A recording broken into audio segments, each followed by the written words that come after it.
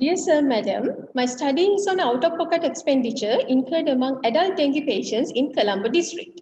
In Sri Lanka, dengue infection is a major public health concern, which is currently hindered by the COVID-19 pandemic. Information regarding costing of an illness is important in deciding the suitable price of interventions in the diagnosis and management, as well as to estimate funds for health policies. The objective was to assess the household costs borne by an adult in a household confirmed and admitted with dengue infection in Colombo district.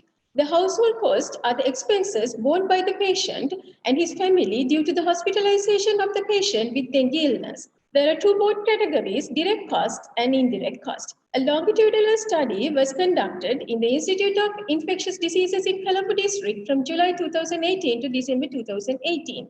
Study population consisted of adults aged 18 to 60 years confirmed with dengue infection, patients who were transported from another hospital having a mental illness, and pregnant mothers and who were unable to comprehend a single language were excluded.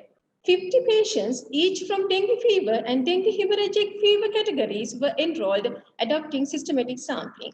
Patients were interviewed on the date of discharge from the hospital and were followed up for 2 weeks. Administrative and ethical clearance was obtained.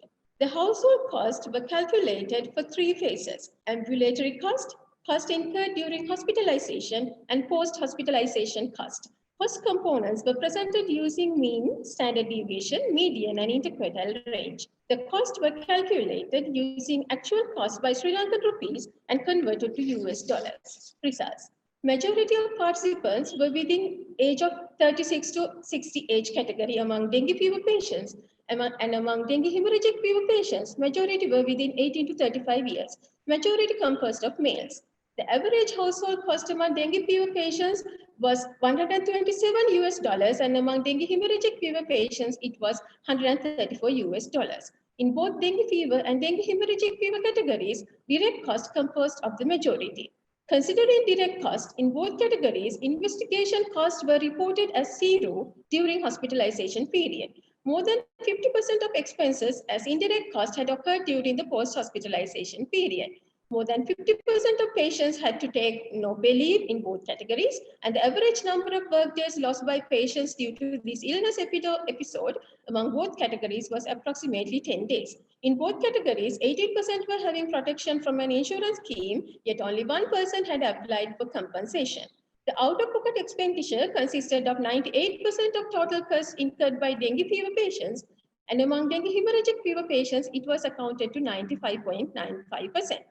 According to statistics from the Department of Census and Statistics in 2016, the average monthly income of a household in Colombo district was 571 US dollars, and therefore nearly 25% of a family monthly income was spent from a household if a single adult was hospitalized with dengue illness. Conclusions and recommendations. The out-of-pocket expenditure is high once a dengue patient is receiving institutional care. This is a very significant finding since Sri Lanka is in the backdrop of reaching universal health coverage. Strengthening the dengue control program is the key towards reducing out-of-pocket expenditure and achieving universal health coverage.